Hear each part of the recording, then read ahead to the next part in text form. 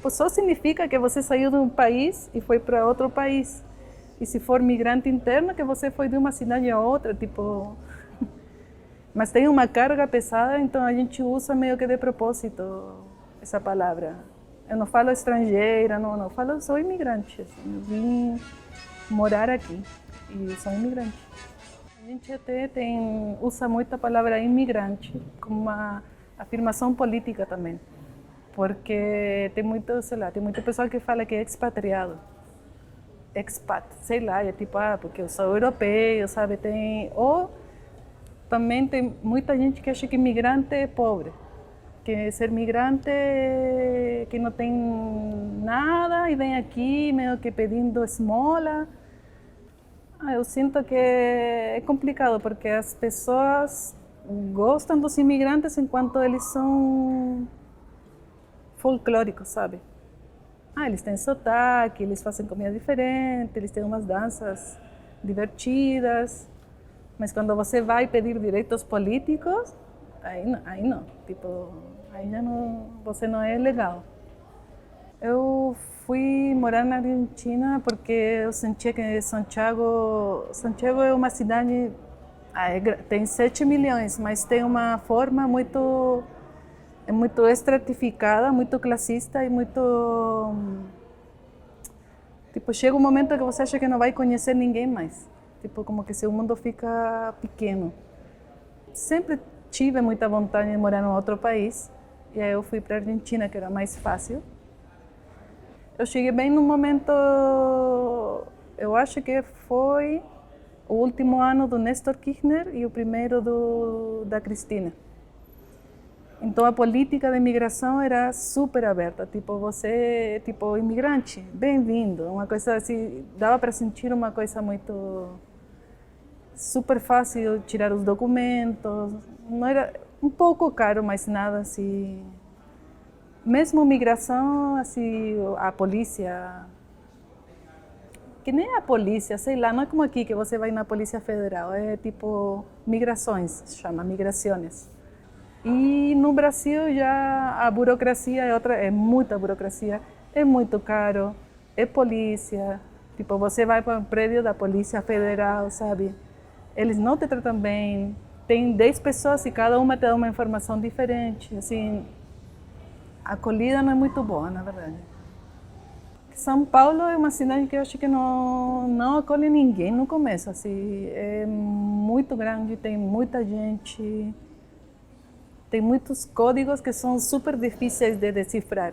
Eu sinto que na Argentina era, não só pela língua, porque, sei lá, tem muita coisa que tem um nome diferente que do Chile. Então eu ia comprar materiais de construção e tudo tinha um nome diferente. Então também era tipo, parecia outra língua. Mas aqui a coisa tem muito trânsito, tem muito medo. Então, o pessoal fica falando sempre, tem cuidado, tem não sei o quê, esse aí vai te roubar. E é pesado, assim, essa coisa também de chegar no metrô 5 da tarde e que o negócio está...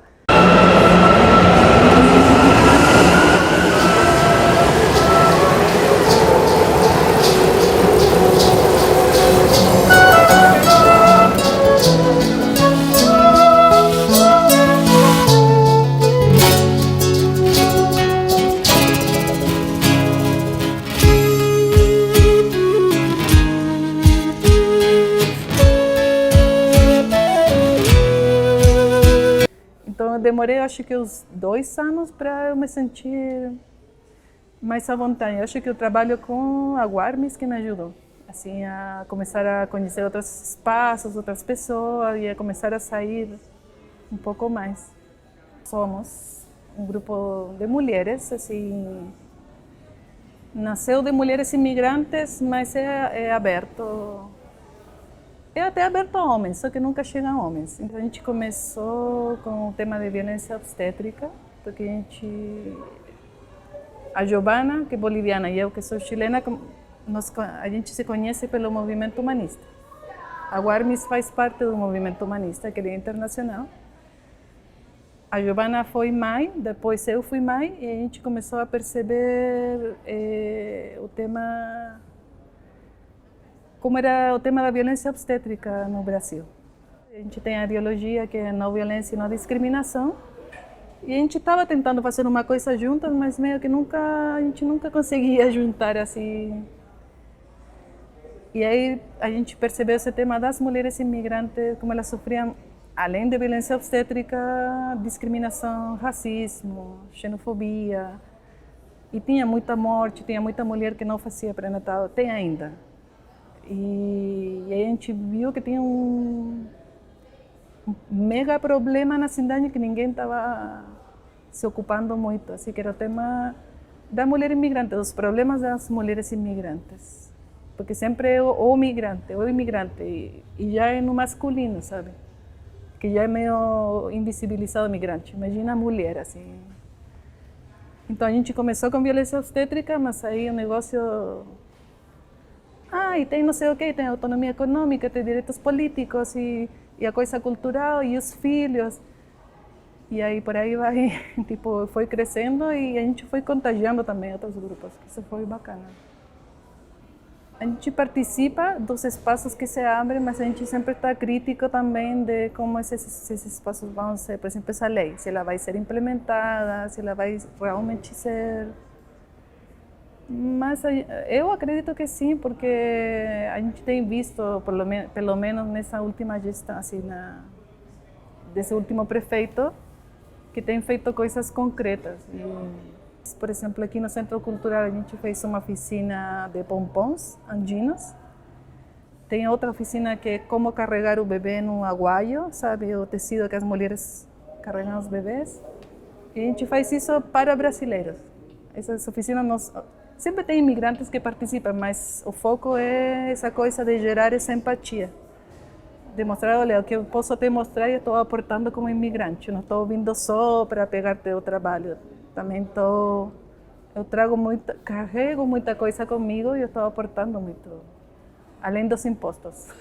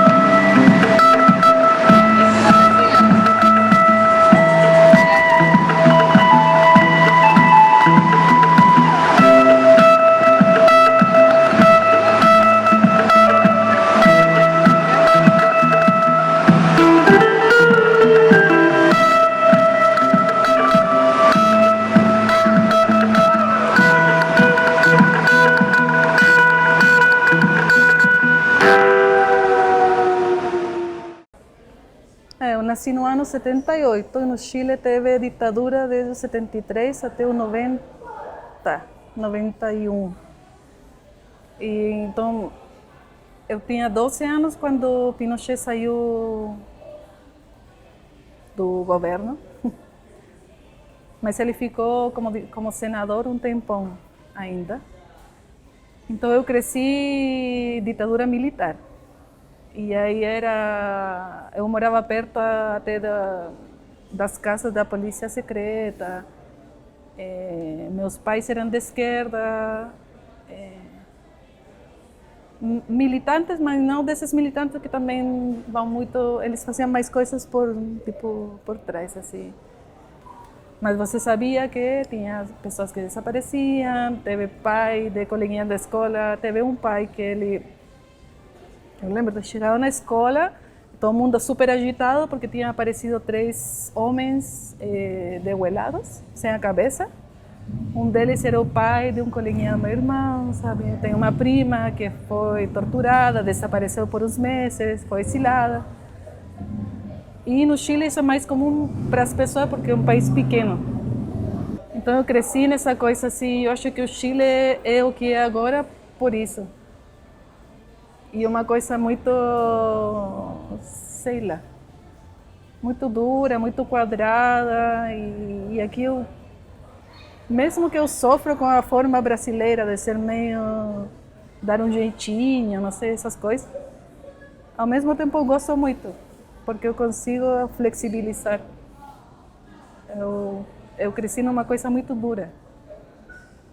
E aqui é tipo, mesmo agora que está toda essa coisa, vai ter golpe, não vai ter, não sei o quê, e que eu já passei mal com isso, porque eu já vejo assim, tipo, nossa, se tem golpe, eu vou ir embora, porque eu não posso viver isso outra vez, sabe?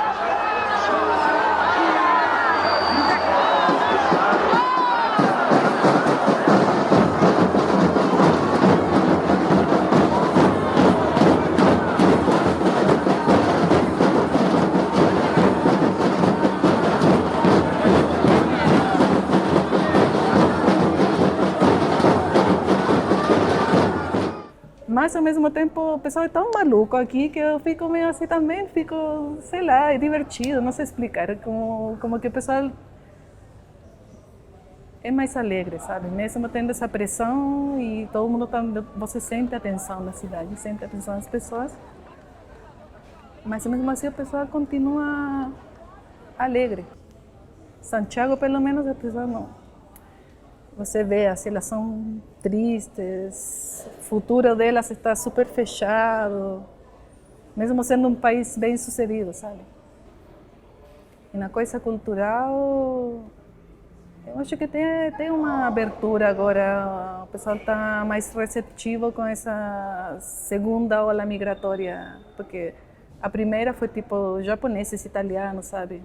Agora tem essa segunda que tem muito boliviano refugiado, muito sírio.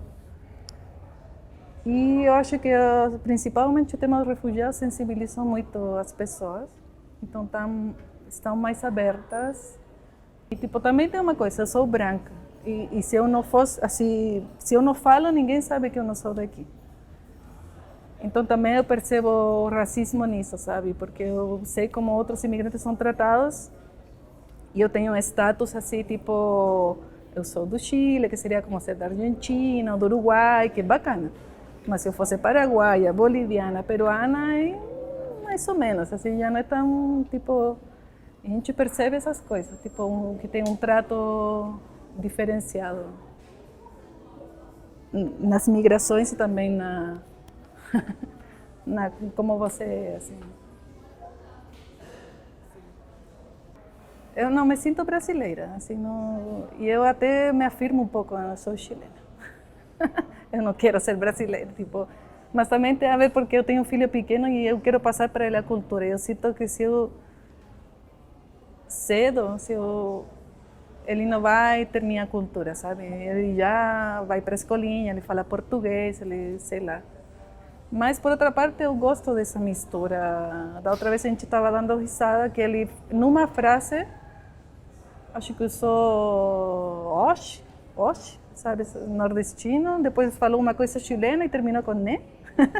Tipo, ele misturou uma coisa meio nordestina, japonesa, chilena, numa frase só, e para mim isso é muito bacana. Isso eu gosto muito daqui, assim. Para mim é super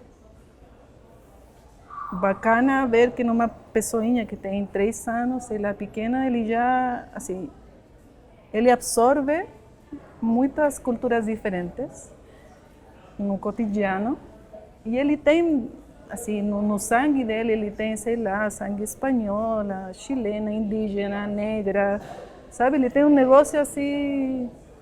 E isso para mim é uma coisa que no Chile não, agora aconteceria, porque agora mudou muito, tem muita migração, mas até que eu sair daí seria impossível. Então eu gosto muito disso aqui. E aí eu meio que eu me sinto brasileira, sabe? Me dá essa coisa como, ai, é um orgulho, assim, muito engraçado. Por um lado, eu estou afirmada no Chile, eu sou chilena, ou sei lá, eu sou andina, sabe? Não tanto da nação, mas sim da cultura.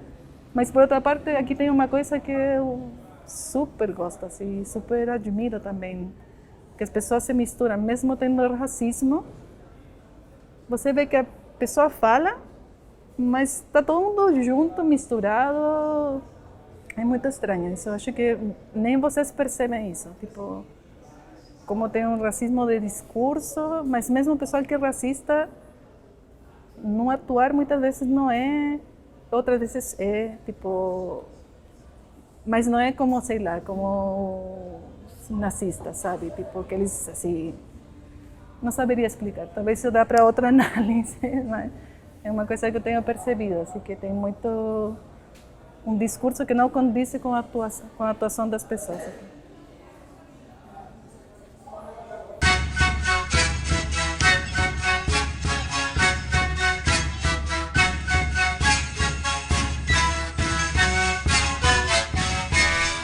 Meu marido é brasileiro e por isso que eu estou aqui, basicamente. Assim. Meu nome é Andrea, sou chilena e eu moro em São Paulo há 6 anos. Eu tenho 37, quase 38.